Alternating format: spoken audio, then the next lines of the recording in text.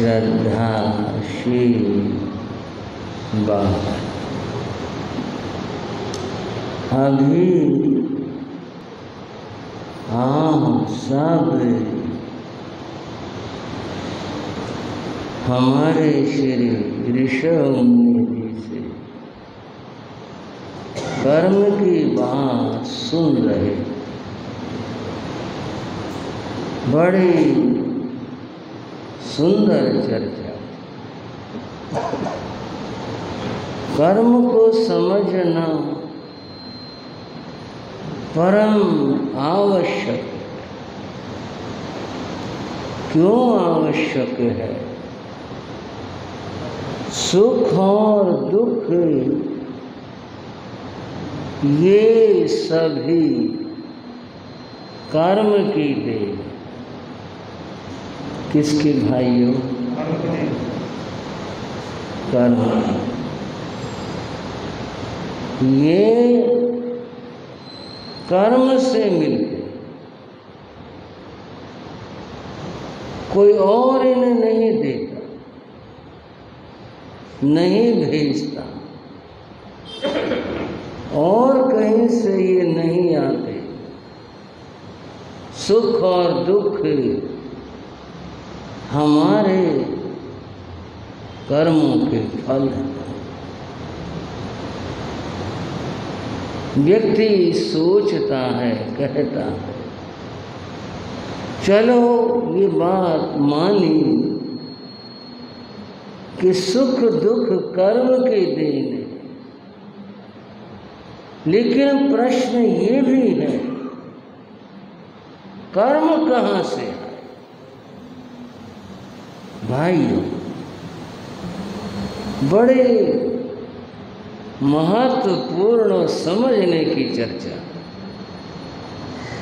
मैं आपको सुझाव दूंगा, अपने मन को भगवती सूत्र की चर्चा से जोड़ने और समझने की कोशिश करें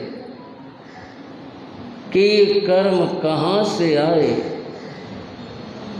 कर्म विज्ञान अगर समझ में आ जाता है तो सुख दुख की ग्रंथि खुल जाएगी, सुलझ जाएगी।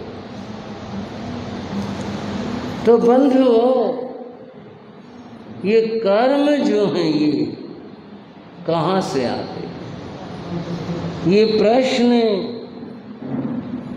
हमारी चर्चा में है, लेकिन ये चर्चा भगवती सूत्र में है। भगवान महावीर के युग में एक व्यक्ति हुआ जिसका नाम कालोदाई था। क्या नाम लिया? कालोदाई। कालोदाई वैदिक परंपरा का विद्वान था। उस धर्म की उसे जानकारी थी। एक बार भगवान महावीर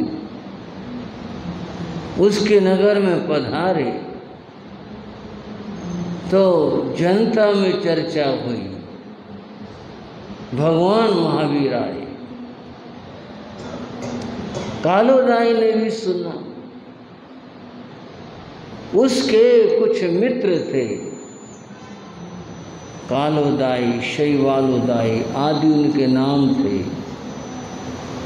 ये मित्र आपस में कहीं मिले और फिर आपस में बात करने लगे।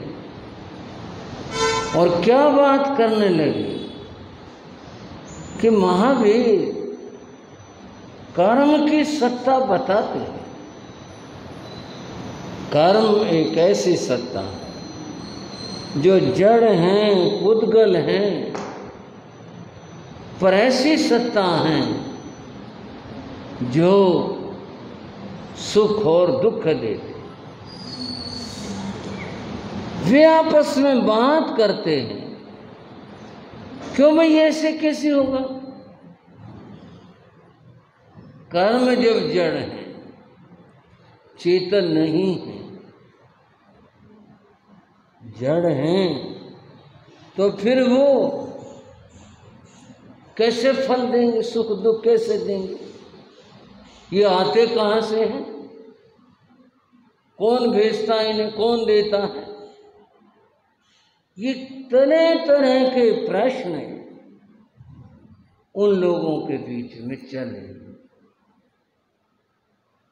जब ये चर्चा उनकी हो रही थी तो कालोदाई नाम के विद्वान ने कहा कि मैं महावीर के पास में जाता और मैं उनसे पूछ कर आऊंगा, देखो वो क्या बताते हैं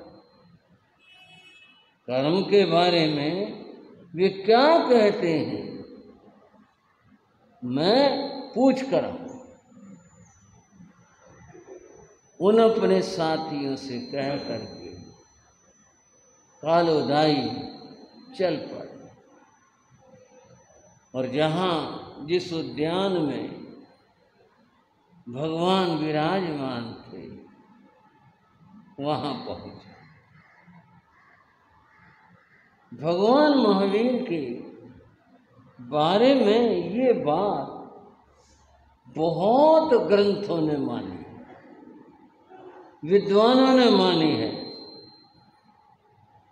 कि वो ज्ञानी थे और वो आदमी का नाम बता देते थे। भाइयों, अब वो तो इसी तरह बोलेंगे, हम तो ये कहेंगे भी सर्वज्ञ सर्वदर्शी, तो उन्हें सब पता था, परंतु और लोग क्या कहें, भाई वो नाम बता देते। ये बौद्ध ग्रंथों में भी आया, तो महावीर के पास कुछ ऐसा है, ऐसी विद्या, ऐसा ज्ञान है कि कोई आदमी उनके पास में जाए तो उसका नाम बता देते और इससे व्यक्ति प्रभावित होता है। कालोदाई गया, भगवान महावीर के सामने पहुंचा। भगवान महावीर ने उसका नाम ले लिया। कालोदाई वो बड़ा हैरान हुआ, जैसे गौतम का वर्णन है ऐसे वर्णन समझो।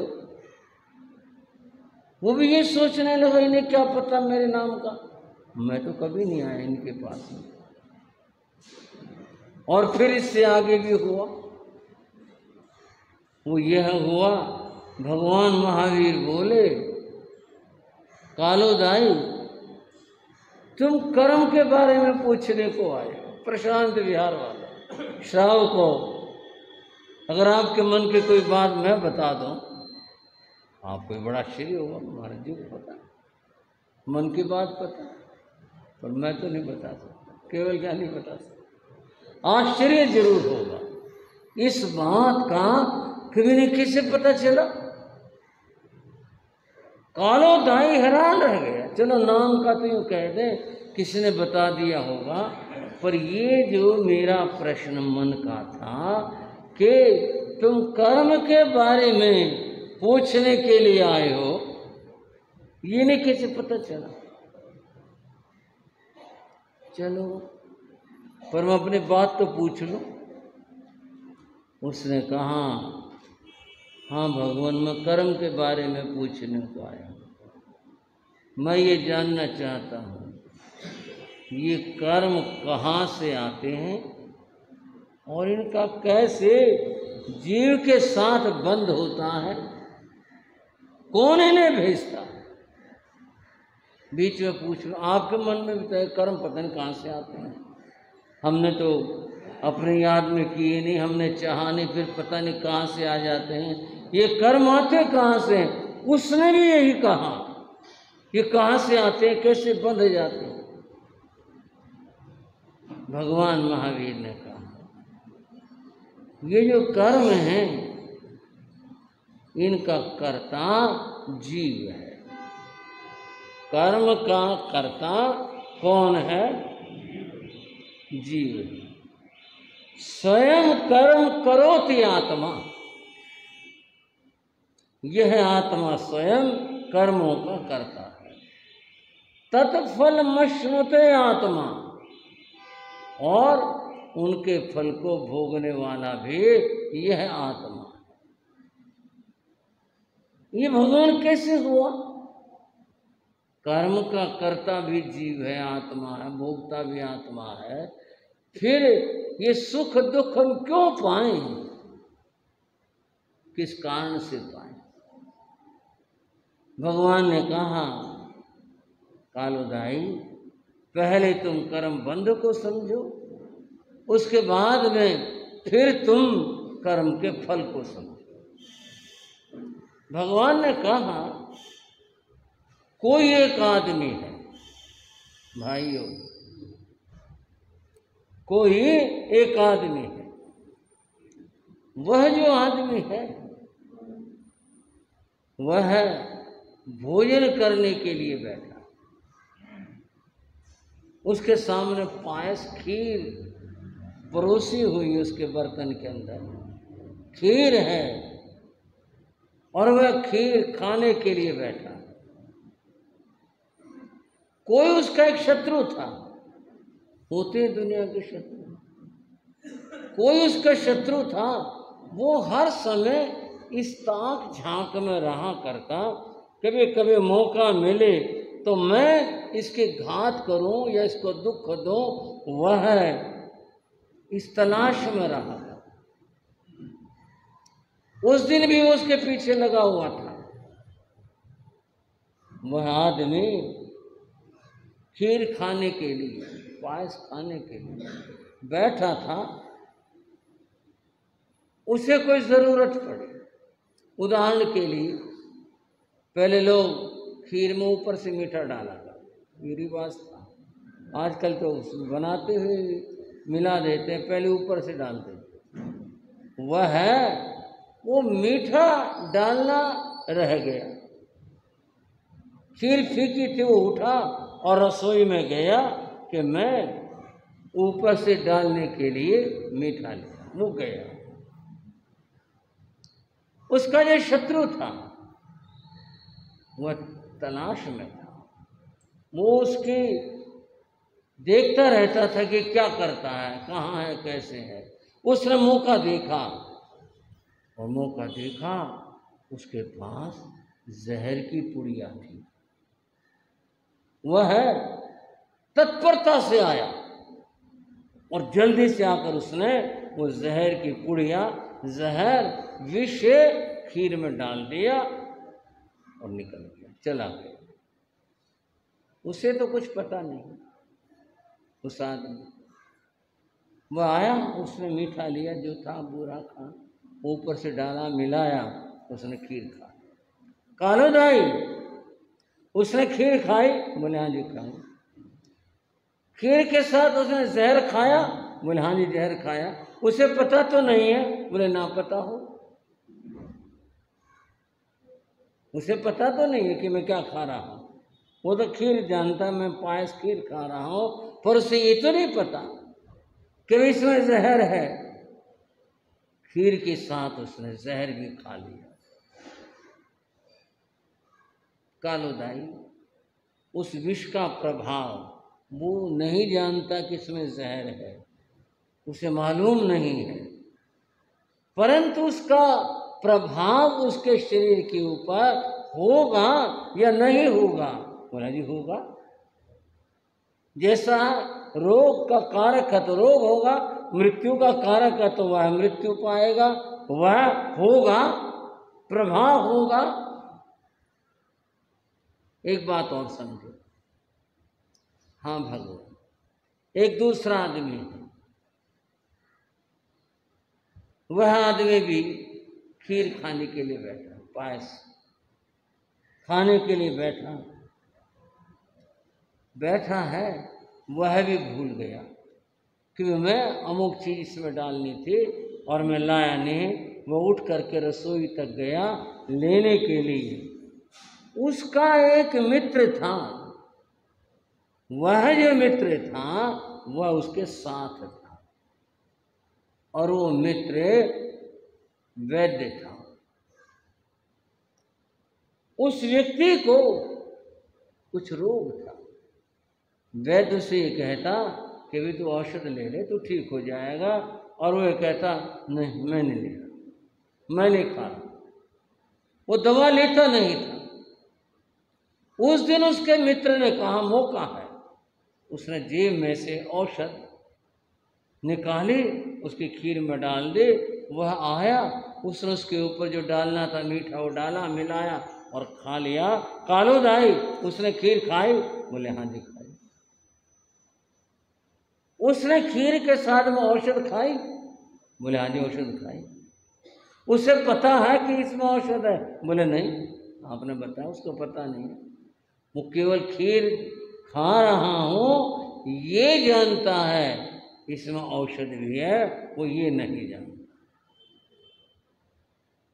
कालोदाई उस औषध का प्रभाव उसके शरीर के ऊपर होगा या नहीं होगा? बोले जी होगा। क्या होगा? उसके रोग का शमन होगा। अगर वो औषध रोग शांति की है, उस बीमारी के लिए है, तो उसके रोग का शमन होगा। कालोदाई ऐसे ही तुम समझो, यह जीव क्रिया करता है। अब आप समझ जाना, बात को कोशिश करना समझने की। महावीर प्रभु की बात आपके सामने रख रहा हूं, और कर्म कहाँ से आते हैं और कैसे बंधते हैं और कैसे ये फल देते हैं, ये बात हमारी चर्चा का आधार है। बंधुओं, भगवान महावीर से कहते हैं कि व्यक्ति कर्म करता है, कुछ भी कर्म करता है। जब कर्म करता है उसको ऐसे समझो जैसे उन दोनों व्यक्तियों ने अपने अपने समय पर पायस खीर का प्रयोग किया, ये उनका कर्म था। यहां कर्म का अर्थ क्रिया है। क्या अर्थ है? कर्म शब्द के दो अर्थ होते हैं। एक कर्म का अर्थ क्रिया होता है और एक कर्म का अर्थ वह है उस क्रिया के करने से जो एक अदृश्य उत्पन्न हुआ, कर्माणु आकर्षित होकर आत्मा से लगे, एक वो कर्म है। यहां क्रिया से अर्थ है व्यक्ति क्रिया करता है। जैसे उन्होंने पायस खीर को प्रयोग किया, ये क्रिया थी। उसके साथ में एक के विष आया, एक के औषध आए, साथ आए। उसने पता भी नहीं, उसने बुलाई तो नहीं, उसने कहा तो नहीं कि भी जहर तो आ जाए या तो औषध तो आ जाए, उसे तो कुछ पता नहीं, परंतु उसके साथ वह अपने आप। ऐसे ही क्रिया के करते हुए जीव के मन वचन काया राग द्वेष के भावों से ये कर्म आकर्षित होकर उसकी आत्मा की ओर आते हैं। जैसे वो जहर खीर के साथ आया, उस क्रिया के साथ में वे कर्म आकर्षित होकर आते हैं, राग द्वेष के कारण से आते हैं, और फिर आकर के वो आत्मा से बंध जाते हैं। जैसे वो जहर अंदर चला गया, अब वो अपना काम करेगा, तत्काल भी कर सकता है, एक दिन के अंतर से भी कर सकता है, और देर से भी कर सकता है। ये तो उस विष के अपने गुण की बात है कि वो तत्काल असर करता है या कुछ समय बाद करता है। कर्म का फल कब कितने समय बाद मिलेगा, ये बाद की बात है।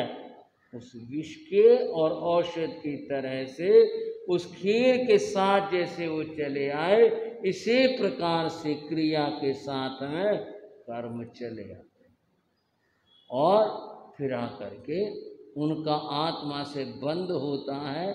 जैसे कि वह पदार्थ के साथ में जहर या औषध थे और वो व्यक्ति के भीतर चले गए, अपना फल वो दोनों देंगे, समय के ऊपर देंगे।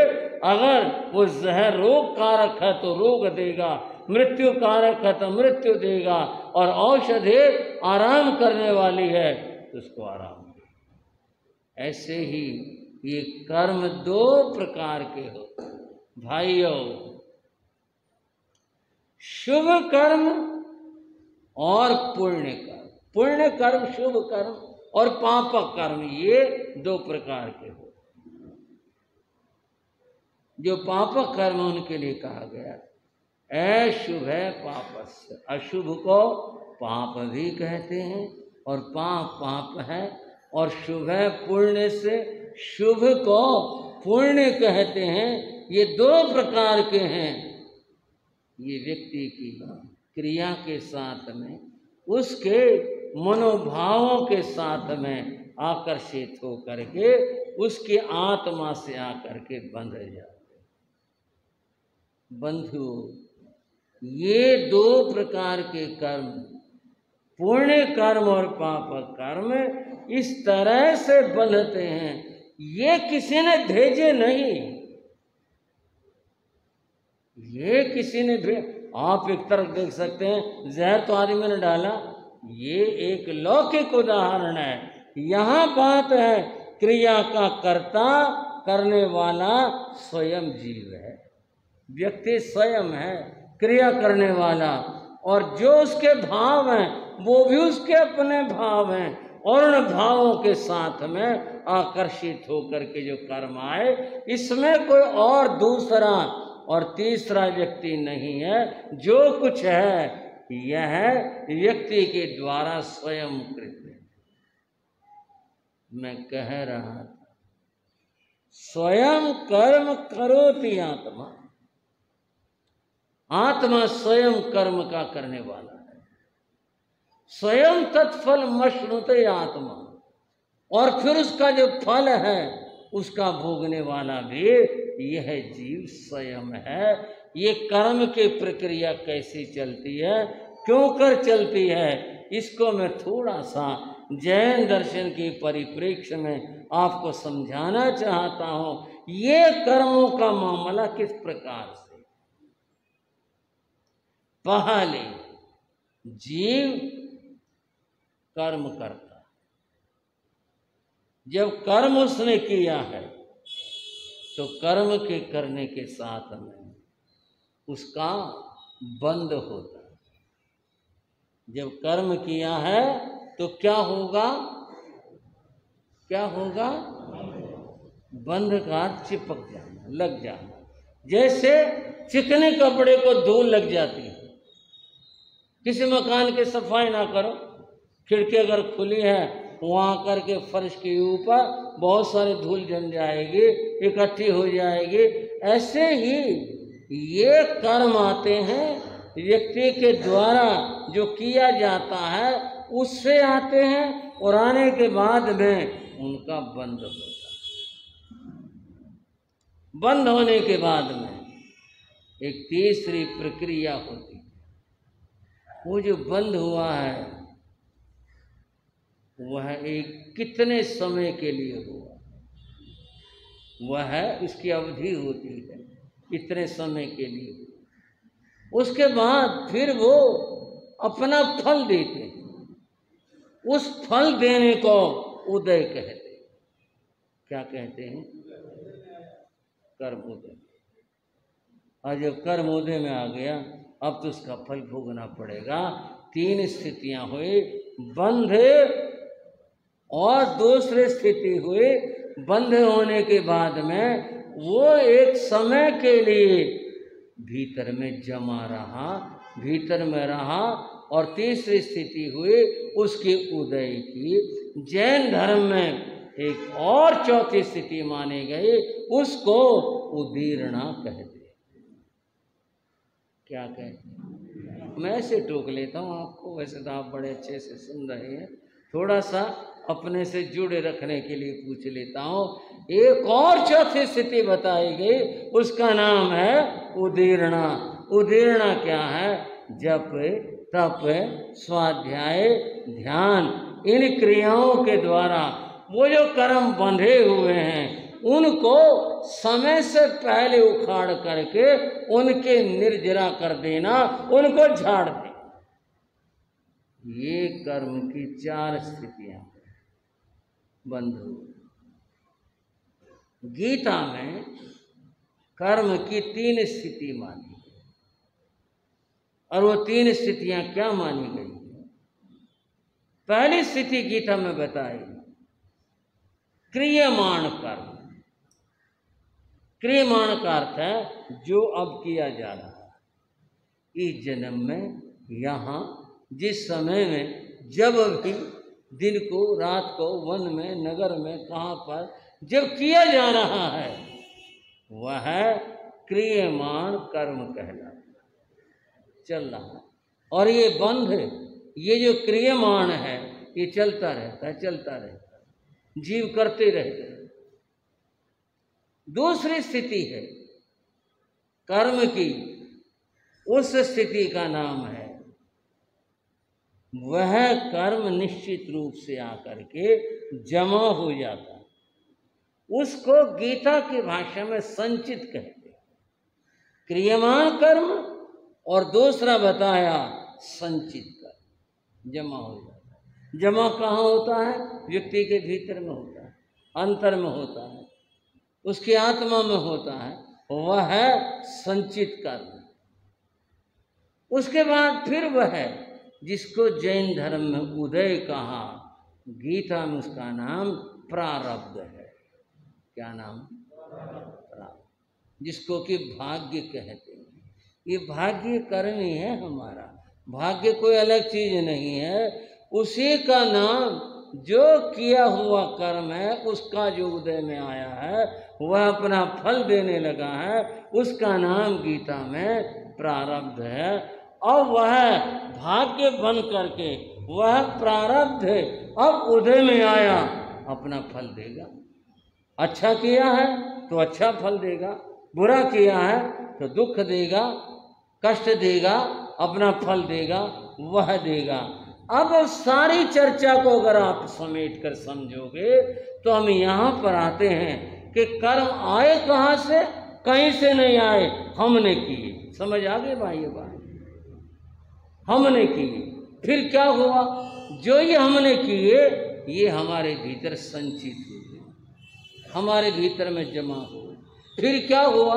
समय आने पर जैसे कि खाया हुआ है, आज कल परसों महीने बाद का वे अपना फल देगा, तुरंत भी देगा, देर में भी देगा, जैसा होगा वह अपना फल देगा। वह उसका उदय है। उस उदय को हम भाग्य कहते हैं, प्रारब्ध कहते हैं गीता के अनुसार। और वो अपना फल देगा। अच्छा है तो अच्छा फल देगा, बुरा है बुरा देगा। प्रश्न था कर्म आए कहाँ से? जीव ने किए। किसने किए? कर्म जीव ने किए। अब फिर आगे सुख और दुख ये कहाँ से आए? उस कर्म के 2 प्रकार थे, शुभ और अशुभ। अगर शुभ था तो फिर उसका फल सुख होगा, और अगर अशुभ था उसका फल, बोलो, दुख। यूं ये कर्मों का मामला है, ये इस तरह से जाल बुना हुआ है। अगर हम दुख से छुटकारा पाना चाहते हैं कि हमारे जीवन में कभी दुख न आए, तो पाप से दूर रहना होगा, पाप से बचना होगा। पाप से दूर रहोगे, पाप से बचोगे, पाप का बंध नहीं होगा तो जीवन में दुख भी नहीं आएगा, और कभी नहीं आएगा।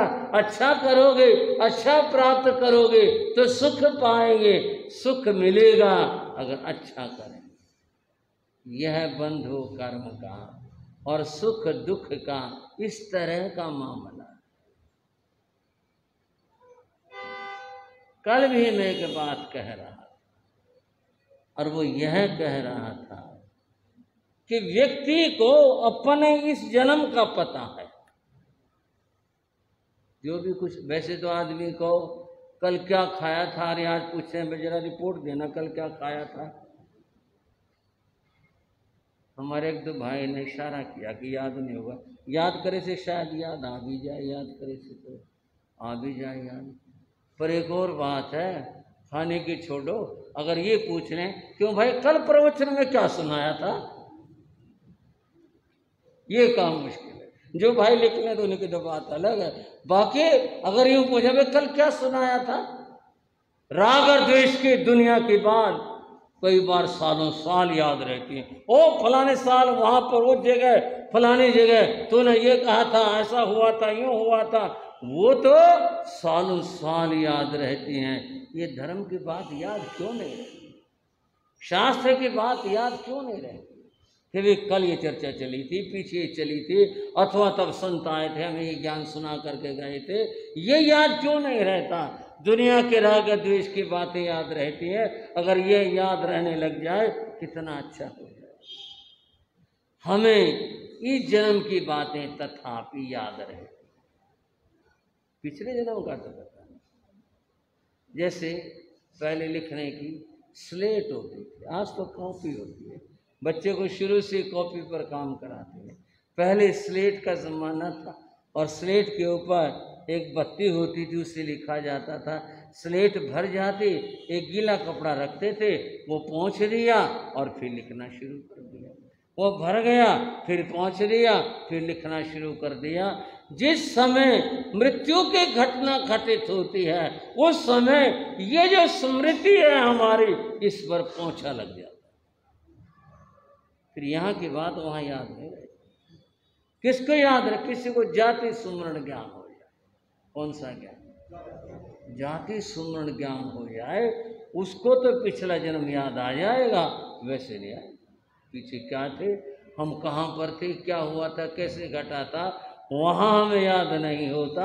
अब जब पिछले जन्म की एक की तो बात नहीं, जन्म जन्मांतर कितने कितने कितने सारे जन्म हम लेते आ रहे हैं, मरते आ रहे हैं, जन्मते आ रहे हैं, हमें क्या मालूम कब कहाँ क्या किया, लेकिन कर्म साथ रहते।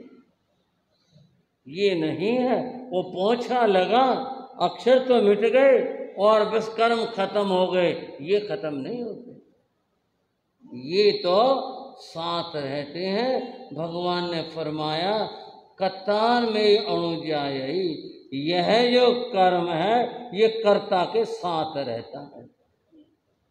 ऐसा नहीं कि भी चलो कर लिया, चलो भूलो, भूलने से बात नहीं बनती यहाँ। ये तो कर्म साथ रहेगा, जन्म जन्मांतर, एक ने अनेक जन्मों, जब तक उसका भोग पूरा नहीं हो लेगा, भुगतान नहीं हो लेगा, साथ रहेगा वह और जीव को भोगना पड़ेगा। ये जरूर कहते हमने तो किया नहीं, कभी हमने तो ऐसा कुछ नहीं किया, इस जन्म के अंदर ऐसा कुछ नहीं हुआ। बंधु ये ठीक है इस जन्म में नहीं किया, पर कहाँ करके आए हैं ये तो मालूम नहीं है। अतः पीछे तो मालूम नहीं, इस जन्म में तो मालूम कर लो। हमने बुरा काम नहीं करना, हमने किसी का बुरा नहीं करना, हमने किसी को दुख नहीं देना, हमने हिंसा के रास्ते नहीं चलना, हमने झूठ के रास्ते नहीं चलना, हमने कुमार के ऊपर नहीं चलना। इससे पाप होगा, पाप का बंध होगा और बंद होगा तो फिर समय आने पर भोगना पड़ेगा, इसलिए इससे बचकर के रहो। कर्म बंध की बात और जन्मांतर की बात एक लोक कथा के माध्यम से आपको समझा बता रहा। बात अर्जुन की, वैसे तो श्री कृष्ण और अर्जुन अधिकांश कथाओं में साथ साथ रहते, कोई प्रसंग हो कहीं मिल जाते हैं कि आगे पीछे भी हो जाते हैं, पर जो मैं सुना रहा हूं कथा उसमें बात अर्जुन से शुरू। अर्जुन अपने महल में विश्राम कर रहे थे, सो रहे थे, रात्रि का समय था और सर्दियों भरी रात थी, अर्थात मौसम सर्दियों का था। और सर्दियों में सब लोग सिमट करके अपने गद्दों में रजाई में सोते हैं, किवाड़ भी बंद कर लेते हैं, सर्दी ना आए इस बचाव करके सोते हैं। अर्जुन भी ऐसे सो रहे अपने कक्ष में, कक्ष बंद था और बिस्तर में थे, सुख के नींद सो रहे, आराम से सो रहे। सहसा उनकी आंख खुली। आंख खुलने के कुछ कारण होते, नींद पूरी हो जाए अपने आप से आंख खुल जाती, नींद पूरी ना हो तो जगाने पर भी उठना मुश्किल होता। कई बार जगाने पर आदमी उठता, अपने आप नहीं उठता, जगाने पर आदमी उठता। कई बार कोई घटना हो जाए, कोई ध्वनि हो जाए जिसको आप खुड़का कहते हैं, कोई चीज गिर पड़ी, आवाज हो गई, किवाड़ खटखटा दिए, कुछ और हो गया, किसी ने आवाज दे दे, नाम लेकर के आवाज दे दे, इससे भी आदमी की नींद टूट जाती, आंख खुल जाती। अर्जुन जो सुख से सो रहे थे, उनकी नींद खुली और चौंक कर उठे। कारण क्या था? उनके कानों में कहीं से आवाज आई, और आवाज क्या थी? अरे कोई मेरी आवाज सुनता हो तो, कोई दयालु हो मेरे पर दया कर, मैं सर्दी में ठिठुर रहा हूं, मुझे कोई कपड़ा दे, मैं भूखा हूं, मुझे खाना दे, अरे मैं अंधा हूं, मैं भटक रहा हूं, कोई मुझे ठिकाना दे दो। रह रह करके ये आवाज आ रही। भाइयों, बीच में एक बात पूछूं, किसी ने ये आवाज सुनी? कई बार सुनने में आ जाती है, तब क्या भाव आता? अरे दुनिया ही मक्कर भरती है, ठगती फिरती है, छोड़ो ना काम करो। एक कहता है अरे कुछ दया करो, दूसरा का छोड़ो भी चक्कर, दुनिया किसका किसका दुख दूर करोगे, किसका किसका भला होगा। कई ऐसे भी होते हैं। नहीं, इस बेचारे की मदद करनी चाहिए। कई लोग मदद के लिए भी चले जाते हैं, अपने अपने भाव, अपने अपने विचार, सब तरह के लोग हैं दुनिया के अंदर। ऐसे भी हैं जो इसको ढोंग और पाखंड मानते हैं, और ऐसे भी हैं कि जो किसी की मदद कर देते हैं। आप अगर मेरी बात को ध्यान से सुन रहे हैं तो आप पूछें हम क्या करें, हम कौन समय जाके खड़े हों? क्योंकि दुनिया में दोनों बातें ऐसी भी हैं, किसी की मदद कर दो, कुछ पैसे अगर दे दिए जाकर के दारू पीते, ऐसे भी हैं दुनिया में, मना तो नहीं कर सकते। सर्दियों में कई बार प्रेरणा दे करके संत भी समाज में कंबल बंटवा देती हैं। कई भाई कहते हैं वो एक कंबल हमारे दुकान पर आ देते हैं घूम फिर करके। इन बातों को देखें तो लगता है ये बेकार है, कुछ नहीं मदद करनी चाहिए किसी की। एक तो ये पहलू है, और दूसरा ये पहलू है भाई अपने करने पार उतरना। जो करेगा वो पाएगा, जो धोखा देगा, झूठ बोलेगा और इस तरह के कपट करेगा, इसका फल वो जाने। हमने तो दया भाव करके उसके लिए कुछ काम कर दिया, हमारी भावना तो यूं है अपने अपने भाव, वो बात फिर अधूरी रहेगी। हम क्या करें? मैं इस बात का उत्तर एक शब्द में दे रहा हूं। वो शब्द क्या है? कोश में एक पंक्ति आती है, शब्द कोश में, संस्कृत कोश में, कृपानुकंपा अनुक्रोशो हंतोक्ति करुणा दया। इतने सारे शब्द दया के अर्थ में प्रयोग हुए। कृपा, किसी को कुछ देना, कृपा करना।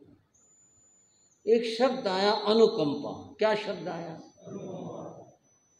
अनुकंपा किसे कहते? अनुकंपा का अर्थ है दूसरे का दुख देख करके अपना अंतर कंपित है। बेचारा कितना कितना दुखी, कितना अपना दिल कांप उठा। इसका नाम अनुकंपा। क्या नाम इसका? ये दया के अर्थ नहीं, अनुकंपा। अपने इन भावों का मर्दन मत करो इन बातों में कि भाई दुनिया यूं करती। दुनिया तो पता नहीं क्या क्या करती। आप हैं, आप कौन सा हरिश्चंद्र बन करके जीते हैं। कितनी त्रुटियां आपके जीवन में भी हो सकती हैं। अपना फर्ज है दुखी को देख करके उसकी इमदाद करना, बस ये कर्तव्य है।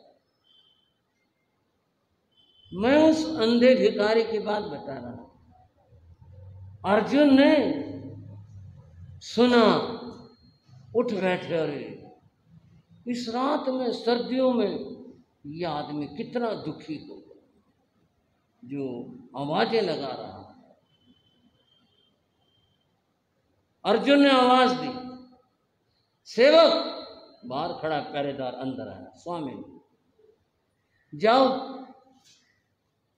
बाहर जाओ, देख कर आओ ये आवाज कौन लगा रहा है। बहुत दुखी है, ये कह रहा है मुझे कोई रोटी दे दो। ऐसे करना, इसको बुलाकर खाना खिलाना। ये सर्दी में ठिठुर रहा है, इसको कपड़ा देना और रात बिताने को इसको जगह देना। जाओ और सुबह मैं देखूंगा। सेवक गया, जा करके उस अंधे भिखारी से बोला, अरे बाबा रात को क्यों फिरने लग रहे हो? बोला, भाई मैं अंधा हूं, अंधे के लिए दिनों रात बराबर होते हैं। मुझे नहीं पता रात है कि दिन है, मेरे लिए तो हमेशा ही रात है। चलो आओ आपको खाना देता हूँ, बड़ी मेहरबानी होगी। वह सेवक उसे ले आया खाना। रहने को एक कोठरी दे, यहाँ रह ले रात, ओढ़ने को कम्बल रजाई कोई चीज दे दी, ले ये ओढ़, आपकी बड़ी मेहरबानी। सेवक ने लौट करके बताया, महाराज मैंने ये प्रबंध कर दिया। ठीक। अर्जुन फिर से सोने की कोशिश करने लगे, पर वो सो नहीं पाए, नींद नहीं आई।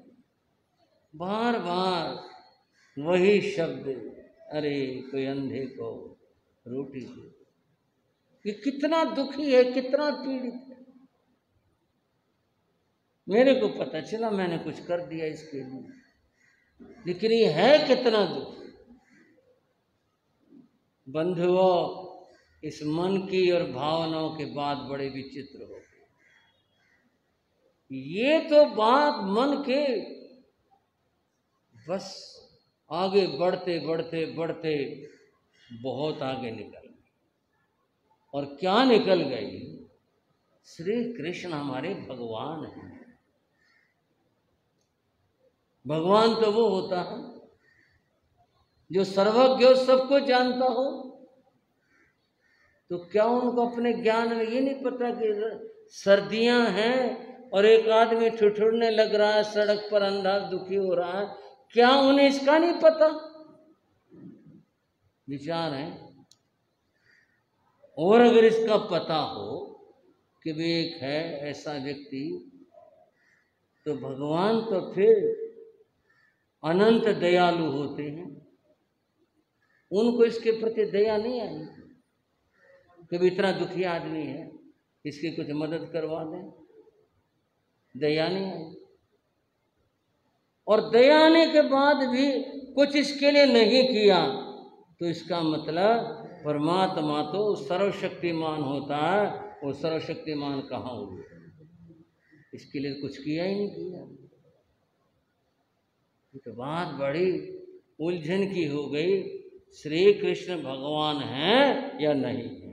कोई गलत ना सोच लेना भाई, जैन साधु श्री कृष्ण की भगवत्ता में ये तो कथा सुना रहा हूँ और कुछ संदेश है वो आपको बताऊंगा मैं। इसके भीतर में ये समझ नहीं आई बात।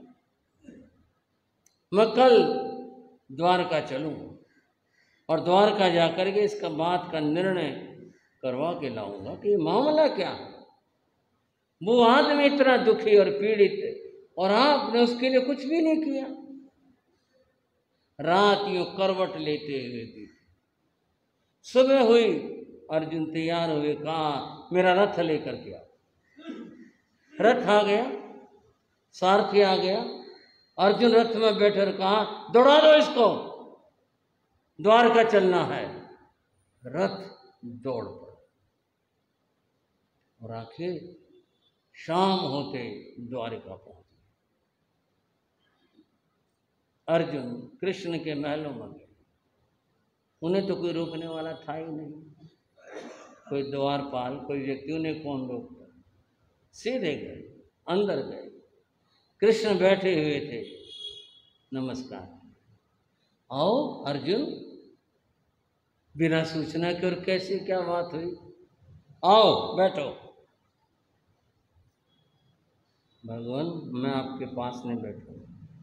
क्यों, क्या बात? कोई नाराजगी?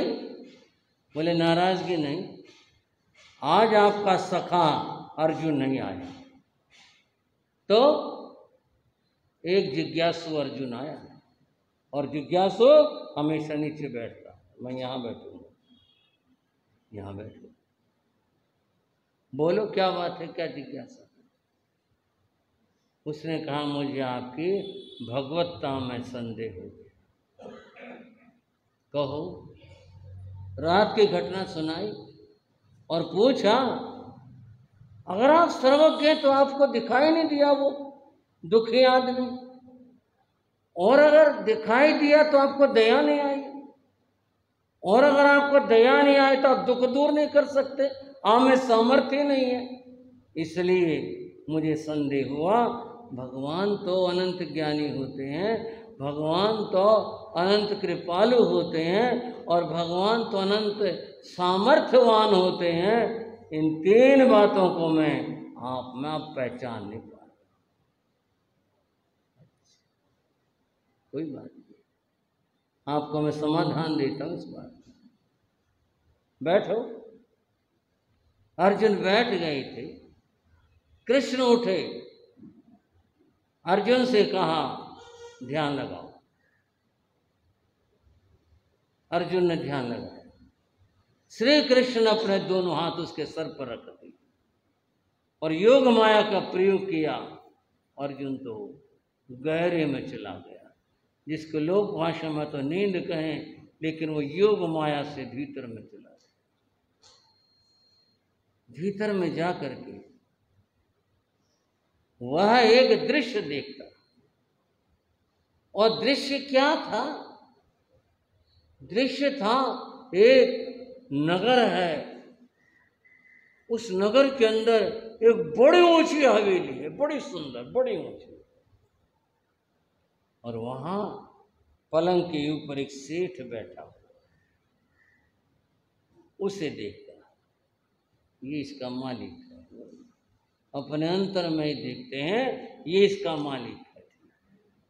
और देखा तो ज्ञात हुआ इस इतनी बड़ी हवेली में तीन ही प्राणी रहते हैं। सेठ है, उसकी धर्मपत्नी सेठानी है, और एक उनका छोटा बालक है। 5-7 वर्ष की उम्र कुल है उसकी। और बालक खेलता रहता है। इस घर की वही रोशनी है, इस घर की वही आशा है, क्योंकि बड़ी उम्र में सेठ को ये पुत्र प्राप्त हुआ था। उनके यहाँ कोई पुत्र नहीं, बड़ी उम्र में प्राप्त हुआ। हर वक्त सेठ और सेठानी उसी को देखते रहते, उसे खिलाते रहते, उसके कार्य में लगे रहते। उसके लिए नौकर रखा हुआ था, हर वक्त जो उसका ध्यान रखता था, सब तरह से उसका ध्यान रखा जाता। अर्जुन देखते हैं एक दिन वो बालक घर से बाहर निकला, और घर से बाहर निकला, उसके कुछ साथी मिल गए उसकी उम्र के, और बच्चे गली में खेलने लगे, और खेलते खेलते दूर निकल गए। दूर निकल गए, सेठ का बाग था शहर के बाहर, वो खेलते बाग तक जा पहुंचे, और बाग में गए। बाग के माली ने पहचान लिया, ये तो छोटा सेठ है, आओ सेठ, फल तोड़ के लाया, फल खिलाने लगा, बच्चों को फल बांटे, फल खाओ।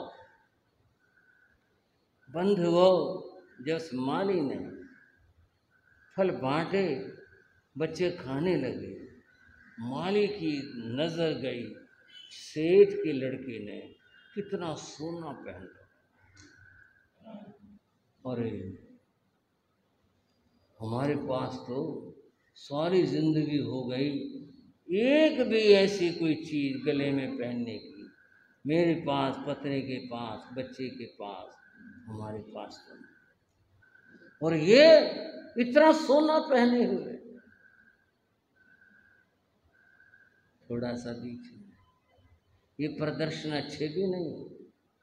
ठीक है, मैं किसी के लिए कोई टिप्पणी या कोई ऐसा भी नहीं सोचे हुए महाराज के मुंह से निकला, ऐसा नहीं, सहज आपसे बात कर रहा हूँ। इस तरह के प्रदर्शन अच्छे नहीं होते कि बहुत सारे जेवर गले में पहन लिए, हाथों में डाल लिए। हमारे बहनें तो करती हैं, कई भाई भी इस प्रकार का। ये कुछ नहीं होता इन प्रदर्शनों से, ये अच्छे भी नहीं होते। अच्छा यही होता है, धर्म के काम करो, कुछ अच्छे काम करो, वो उससे आपकी पहचान बनेगी कि ये बहुत बड़ा सेठ है, इससे कुछ नहीं होता है। इस तरह की चीजें प्रदर्शित करने के लिए ऐसे आभूषण इतनी मात्रा में धारण नहीं करने चाहिए।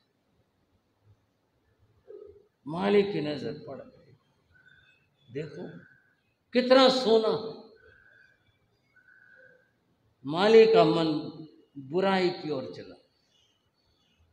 माली ने इतने सारे, खूब सारे आम लिए, और जो साथ नौकर आया था, कहा भाई साहब ले जाओ, क्या फर्क पड़ता है, यहाँ बाग है, बच्चे खा लेंगे, ले जाओ।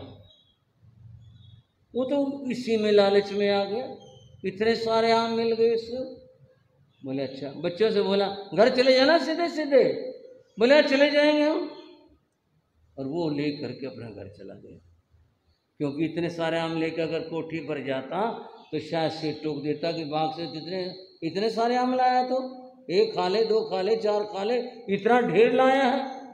उससे बचने को वो तो अपने घर चला गया। बच्चे खेलने लगे। माली ने सेठ के लड़के से कहा, सेठ और उधर वाले आम और भी अच्छे होते हैं, और तुझे खिला के लाऊं, चल तू उधर। और यूं उन बच्चों से अलग कर दिया और ले गया, और आगे ले गया, जिधर गहन इलाका था वहां ले गया। और इधर आकर के बच्चों से बोला, वो तो सेठ तो, छोटा सेठ तो घर गया, घर चले गया सेठ। हाँ चलो भाई चलो, भागो भागो चलो, और सारे भाग गए। और उस माली ने वही काम किया जिसके मन में बुराई थी और पाप था। उसने बच्चे का गला दबा दिया, बच्चे को मार दिया, और मार करके गड्ढा खोद करके वहीं दबा दिया। सारा जेवर उतार करके, वो बड़ा कुशल था, दौड़ा हुआ घर गया, पत्नी से बोला, ले इतना सारा धन लाया हूं, तू ये ले करके मायके चली जा, और कोई पूछे ना मैं कह दूंगा कई दिन से गई हुई हो, तो यहाँ थी नहीं। और तू भी यही कहना, और वहां भी कह देना, कोई झगड़ा ना हो जाए, तो वह निकल जा। वो सब लेकर के चली गई। माली अपने वापस बाग में आ गया। सारे बच्चे पहुंच गए गली में। सेठ सेठानी इंतजार करें, अपना बेटा नहीं आया। पूछा, अरे वो तुम्हारे से पहले आ लिया? तुम्हारे से पहले कब आ लिया? नहीं, वो माली अंकल कह रहा था क्यों, तो चला गया। तो चिंता हुई, सारे नौकर बुला लिए, पड़ोसी भी आ गए। क्या बात हुई? लड़का आया नहीं। बाग में गए, भागे हुए, गली में, बाजार में, सब जगह देखा, ढूंढा। माली से पूछा, बोले जी उधर चले गए थे यहाँ से तो सारे बच्चे। जो भी कुछ था, पुलिस भी हो ली, सब कुछ हो लिया, मारपीट हो ली, पर वो तो पक्का था ना, उसने तो मान लिया था ना, सब सहन कर लिया। बोले ना जी यहाँ से तो चले सारे बच्चे। बोला वो क्यों रहा, पीछे रहता, वो साथ साथ चला गया इनके। उस माँ बाप को कितना दुख हुआ होगा बंधुओं, कोई अंदाजा हो सकता है इस बात का? का अनुमान हो सकता है? इकलौता बच्चा, छोटा बच्चा, और वो उनका चला गया। सेठ रो रो करके अंधा हो गया, हर वक्त माथा पीटता था, मेरा बेटा मेरा बेटा, अंधा हो गया। बंधुओं, लोग आते हैं, धैर्य देते हैं, आश्वासन देते हैं, जो कुछ हो गया उसके लिए धैर्य को स्थान कहाँ था? वो तो बेचारा दुखी और दुखी, अत्यंत दुखी है। और बंधुओं, कृष्ण ने अपने हाथ हटा, अर्जुन की निद्रा टूटी, आंखें खोली, बाहर देखा। कृष्ण ने पूछा, अर्जुन क्या देखा? महाराज मैं तो डर गया। क्या देखा? ऐसी दर्दनाक घटना देखी, सारी सुना दी कि वो ऐसे ऐसे हुआ, ये घटित हुआ, इस तरह बीता। अब तुमने अपना गणित लगाना है अर्जुन, मैं इतना ही तुझे बता रहा हूं, वो जो माली ने पाप किया वो तू भोगेगा, मैं भोगूं या माली भोगे? कौन भोगेगा उसे? बच्चा उसने मारा और उसने इतना बड़ा पाप किया, धन के लोभ में आकर के वो जो सेठ अंधा हो गया, बता इस कर्म का फल कौन भोगेगा? महाराज वो तो वही भोगेगा जिसने किया। फिर मैं कहाँ जाके खड़ा हूं उसके आगे? मैं कैसे करूं उसके लिए? ये जो अंधा भिखारी है ये वो माली है, ये करके आया था वहां, इसके वजह से सेठ अंधा हुआ, इसके वजह से उनके घर का दीपक बुझा। आज इसका दुनिया में कोई नहीं है, इसका कोई परिवार नहीं है, इसका कोई अपना नहीं है, और इसने धन लूटा था, आज ये निर्धन है, इसके पास कौड़ी भर भी नहीं है, और मांग मांग करके अपना गुजारा कर रहा। बता, तू बता, मैं इसके लिए करूं तो करूं क्या? अर्जुन चुप।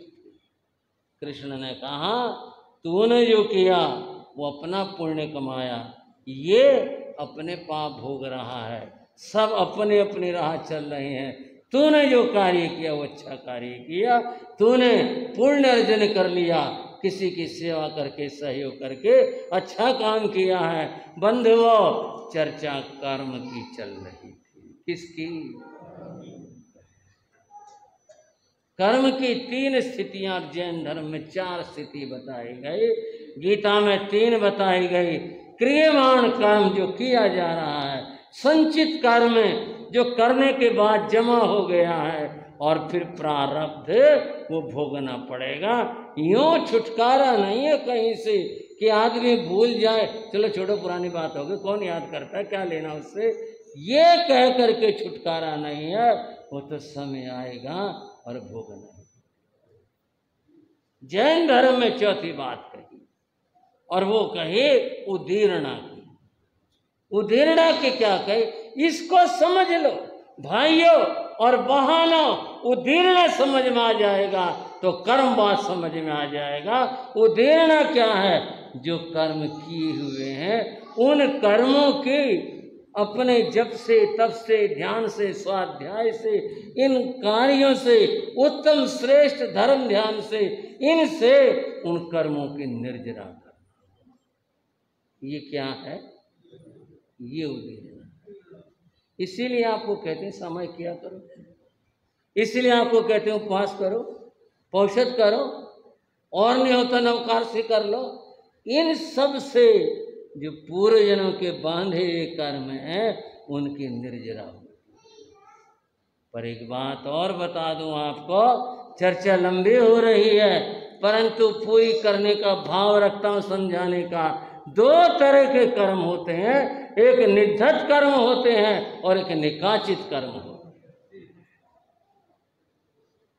निधत्त कर्म उन्हें कहते कर्म किया, अज्ञानता में कर लिया, लोभ के वश होकर कर लिया, क्रोध में आके कर लिया, किसी भी तरह से हुआ कर्म कर दिया, कर्म का बंध हो गया। लेकिन बाद में ये भाव आया, काम तो माड़ा किया, करना तो नहीं चाहिए, हो गया, गुस्सा था, समझ नहीं आई, बस बुद्धि खराब हो गई, क्या करें, वे लोभ इतना ज़्यादा आ गया, खराब काम खराब हो, भाई पता नहीं था, अज्ञानता में हो गया, मालूम नहीं था। कर्म करने के बाद मन में किसी भी निमित्त से पश्चाताप का भाव आया। कौन सा भाव? बोलो बोलो जरा, पीछे वालो। माड़ी बात, करना तो नहीं चाहिए था, क्या करें, अकल ही मारी गई, खराब होगी, बुद्धि खराब होगी। आदमी और ज्यादा अगर आगे बढ़ जाए तो क्षमा याचना कर, यहाँ तक ना भी आ पाया क्षमा याचना तक, पर मन में पश्चाताप तो रहा, बहुत बुरा हुआ, ऐसा नहीं करना चाहिए। उस व्यक्ति के कर्म तो बंधे, लेकिन वे कर्म निधत कर्म कहलाते। ऐसे कर्म, जैसे आप जानते हो, दो तरह के सॉल्यूशन होते हैं, चिपका दिया और फिर उखाड़ा, उखड़ भी गया, इस तरह के होते हैं।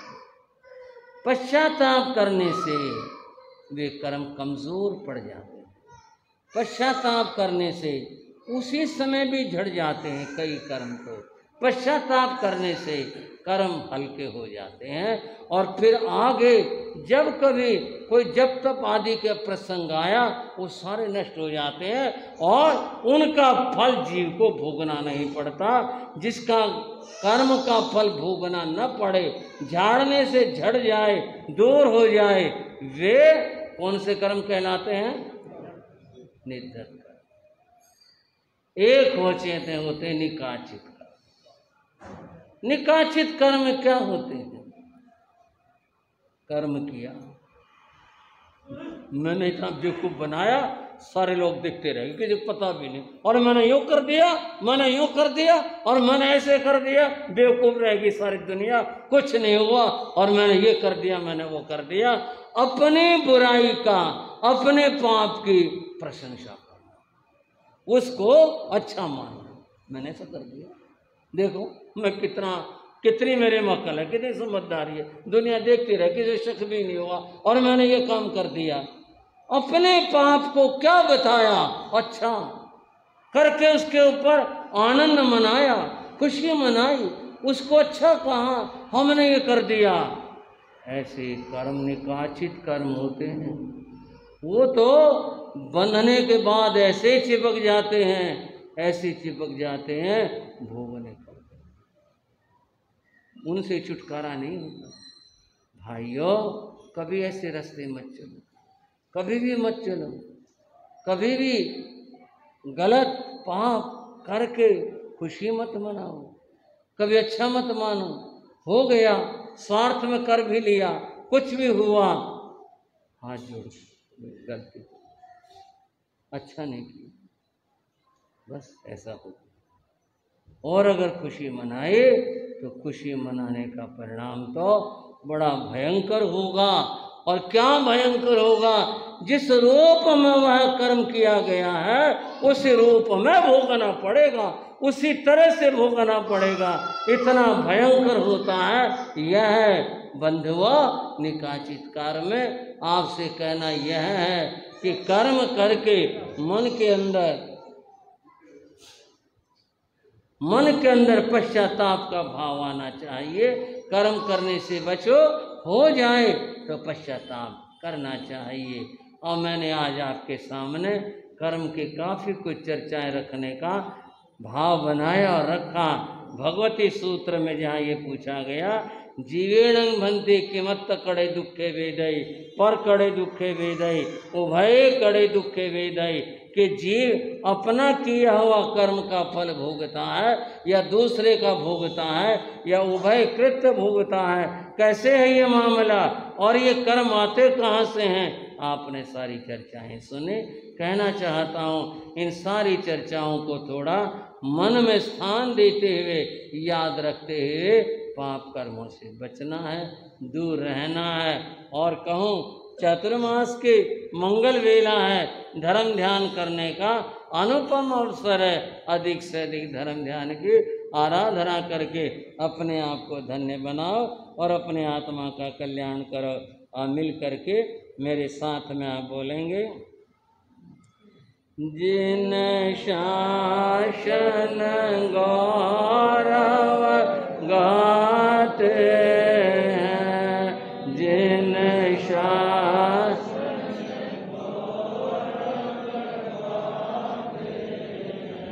निज जीवन सफल बनाते हैं, निज जीवन सफल बनाते हैं, जिन शासन गौरव गाते हैं, जिन शासन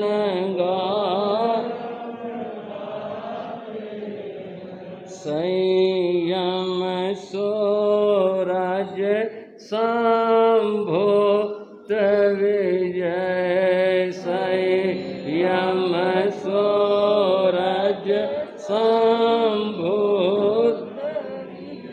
तप त्याग तपस्या के अतिशय, तप त्याग तपस्या के भव तारण तारण कहते हैं, भव तारण तारण कहते हैं, जिन शासन गौरव गाते हैं, जिन शासन गौरव। बोलो आचार्य संभूत विजय के। युग प्रधान आचार्य संभूत विजय अपने युग के महान आचार्य, जैन धर्म की उन्होंने महान प्रभावना की। उनके युग की चर्चा चल रही, उनके अनेक शिष्य थे। उनमें से 4 शिष्यों की बात यहाँ चर्चा में। वो 4 शिष्य बड़े अद्भुत थे, घोर साधना करने वाले। चतुर्मास का समय नजदीक आया था, तब उन 4 शिष्यों ने गुरु से चातुर्मास बिताने की, करने की स्वतंत्र रूप से अकेले आज्ञा मांगी। गुरु ने आज्ञा प्रदान कर दी। संक्षेप में ये है, एक शिष्य ने तो कहा था कि मैं शील की गुफा पर चातुर्मास करूंगा। कहाँ चातुर्मास करूंगा? वहां जाके वहां चातुर्मास। और गुरु भी कितने ज्ञानी कैसे थे, बोले ठीक है जाओ, तुम्हें सफलता मिले।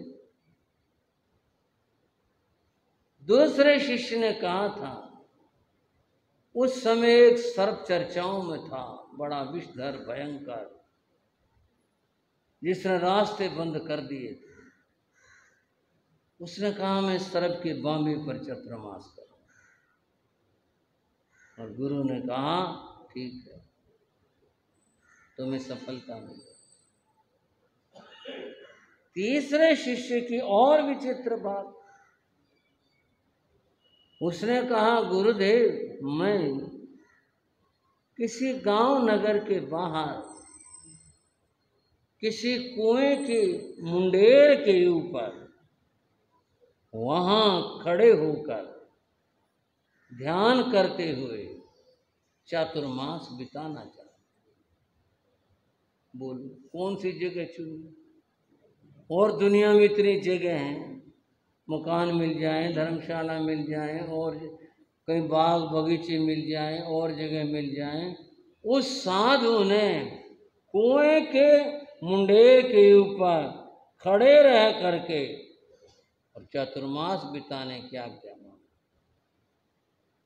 ये क्या मामला हुआ भाइयों? इसमें दो बातें। एक बात तो यह है कि जीवन में एक तो दुख आते हैं, उसका क्या करें? कौन से रोके से रुकते हैं? आते हैं दुख। एक तो जीवन में दुख आते हैं और एक बुलाए जाते हैं। दुखों को क्या कहते हैं?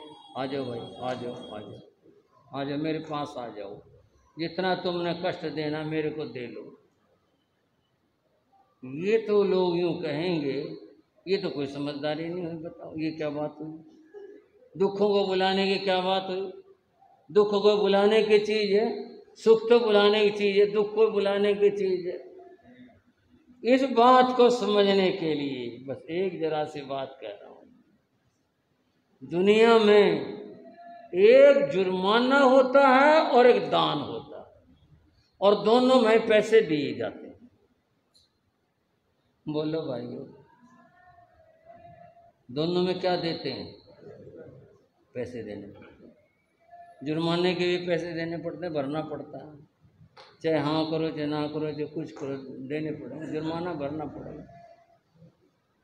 और एक ये है, भाई साहब बड़ी कृपा करिए आप आए, मैं तो आपके दर आ रहा था, आपने हमारे को मौका दिया, 4 पैसे हमारे भी शामिल कर लो, हमारे से भी कुछ ले लो, और फिर दिल खोल करके दान देते। दिया दोनों ने, पर जुर्माना कुछ और है और दान कुछ और। दुख आ गई, जबरदस्ती आ गई, क्या करें? शरीर बीमार हो गया तो, कोई और मुसीबत आ गई तो, कुछ भी हो गया, क्या करा जाए? परवचन।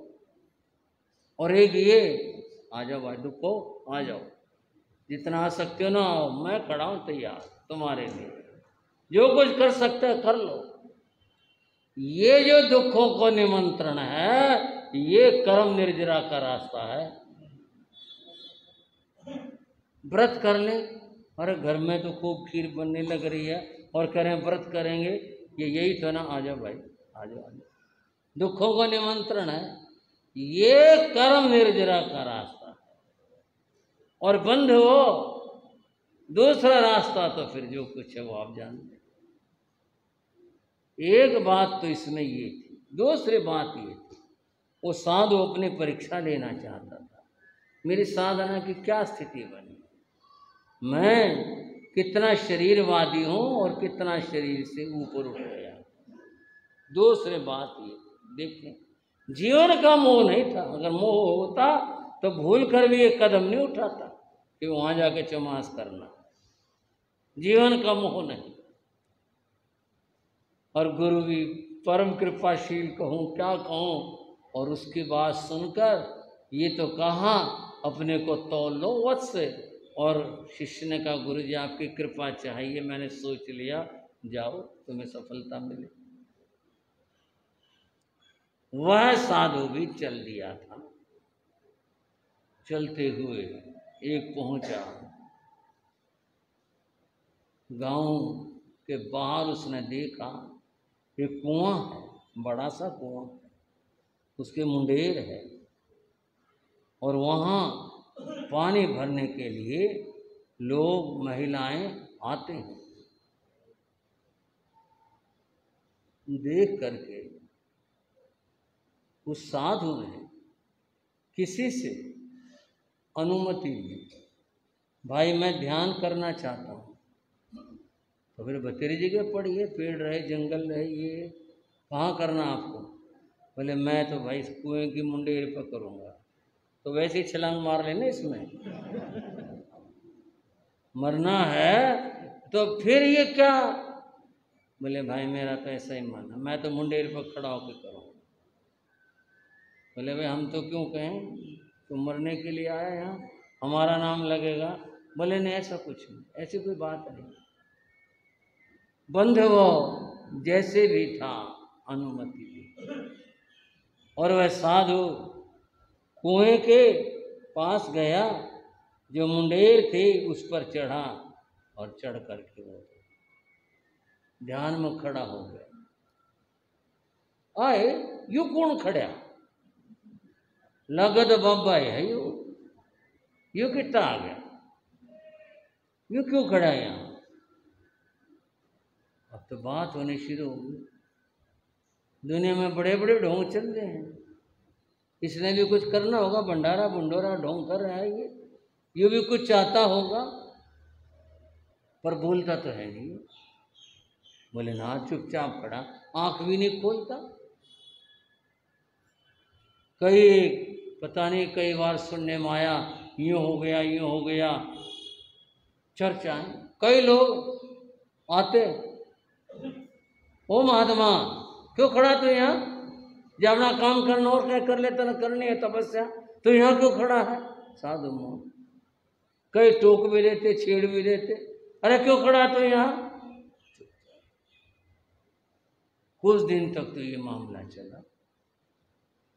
जो लोगों ने देखा ही तो खड़ा ही रहता अपने ध्यान और समाधि में। बोले भाई कोई पहुंचा हुआ संत है, कोई पहुंचा हुआ महात्मा, कमाल है, कितने दिन हो गए इसने, और खड़ा ही है, किसने देखा नहीं, ना ये कहीं रोटी के लिए जाता, ना पानी के लिए जाता, ना कुछ, ये तो खड़ा ही रहता है यहाँ पर। तरह तरह की चर्चाएं, और ये दो प्रकार की निंदा और प्रशंसा। शुरू में लोगों ने बहुत निंदा करी, ढोंग और पाखंड बताया, बड़ा कुछ कहा, परंतु निंदा से जरा सा भी मन प्रभावित नहीं। जिसकी जैसी समझ, सोचना ही नहीं उधर, तो बस अपने ध्यान में खड़ा रहा। अब प्रशंसाओं का युग शुरू हो गया। कमाल है भाई, साधु तो बहुत देखे, पर ऐसा साधु नहीं देखा। हद है, इतनी तपस्या। भाई पूछ तो लो ये क्या चाहता है, क्या करवाना है, कोई भंडारा करवाना है, कोई और इसने कोई आश्रम बनवाना है, पूछ कर तो देखो इसे। गांव तो तैयार है करने के लिए, इसके लिए बोलो भाई, पूछे महात्मा जी बताओ तो सही, क्या करवाना है, आश्रम बनवाओगे, कोई और काम है, क्या इच्छा है, कुछ नहीं। ये तो बोलता ही नहीं, जवाब ही नहीं देता। कमाल है ये तो। प्रशंसाएं होती हैं तरह तरह की, निंदा और प्रशंसा दोनों से ऊपर उठ कर साधना कर रहे हैं, खड़े हुए हैं, चल रहे हैं। अब तो लोग भावनाएं तरह तरह, लोग आने लगे माथा टेकने के लिए, जयकार भी करते थे। कोई लोग तो लेट लेट करके और फिर माथा टेकने को आते हैं। अच्छी भीड़ होने लग गई वहाँ पर साधु की, पर उसने अपना ध्यान भंग नहीं किया इस बात से कि देखो जीत होगी ना, अब तो सारे लोग आने लग गए। उसने नहीं कुछ। और यूं बंधुओं शनई शनई चातुर्मास पूरा। अब उसने कैसे तो गणित रखा चातुर्मास का, क्या किया, क्या बता सकते हैं इतने बड़े तपस्वी के लिए जिसने वहाँ इस प्रकार का कार्य किया हो। बड़ा मुश्किल था। मुश्किल किस बात में, एक बात बता दो। एक हमारे संत हुए श्री नेकचंद जी महाराज। श्री नेकचंद जी महाराज गुरुदेव योगीराज जी के छोटे गुरु भाई थे।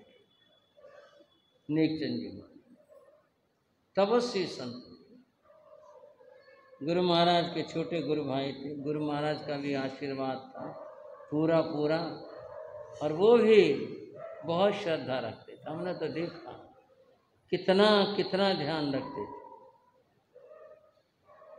उनको तपस्या में बड़ी रुचि। और वे शीर शासन करते थे, पांव ऊपर और सिर नीचे। ये तो हमने भी देखा उनको शीर शासन मुद्रा। और कितनी देर करते थे, लोगस्य की पूरी एक माला जपते थे। बोलो तपस्वी श्री नेक चंदी महाराज के, गुरुदेव योगीराज श्री रामलीलाल जी महाराज के। लोगस्य की एक माला कितने देर लगा भाइयों? 1 घंटे का था लगभग, कम ज़्यादा तो हो सकता है, लेकिन लगभग जो है 1 घंटा लगता है। 1 घंटे तक शीर्षासन मुद्रा में, और वे लोगस्य की माला करते थे। इन संतों का, इनकी साधना और तपस्या का कुछ क्या कहें, मापा नहीं हो सकता।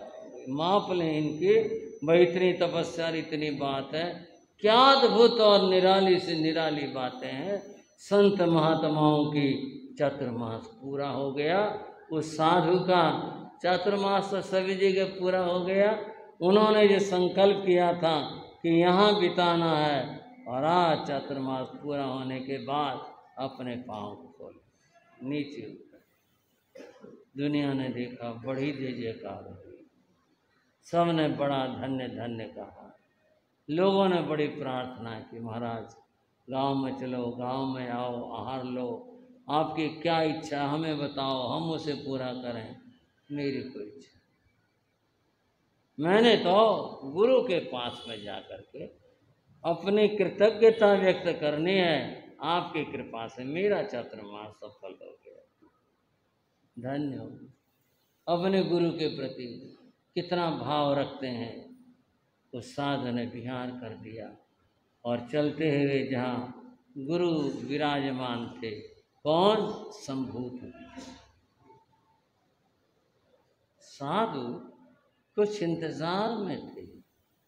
एक आ लिया, सिंह की गुफा पर चातुर्मास करने वाला, सर्प की बांबी वाला भी आ लिया। कुछ कुछ मन में आता था, चलो ये तो बहुत बड़ी बात है, पर कुएं की मुंडेरी पर थोड़ा सा भी पाँव जरा से भी अगर हिल जाए तो वहाँ तो गिरने में क्या कमी रही होगी, पता नहीं क्या हुआ होगा, वो कैसे क्या रहा होगा। इंतजार थी, और जब देखा वो आ गए, और धन्य हो धन्य हो, कमाल है, आ गए, पधार गए।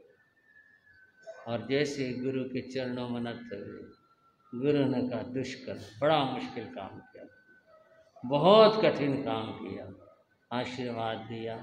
गुरुदेव आपकी ही कृपा थी, उससे हुआ। और वो भी बैठ जाते हैं। चौथे साधु की इंतजार है, देखते हैं वो कब पहुँचे, कैसे पहुँचे, क्या हुआ, की चर्चा अगले समयों के लिए। आज की चर्चा को यहाँ विराम देता हूँ।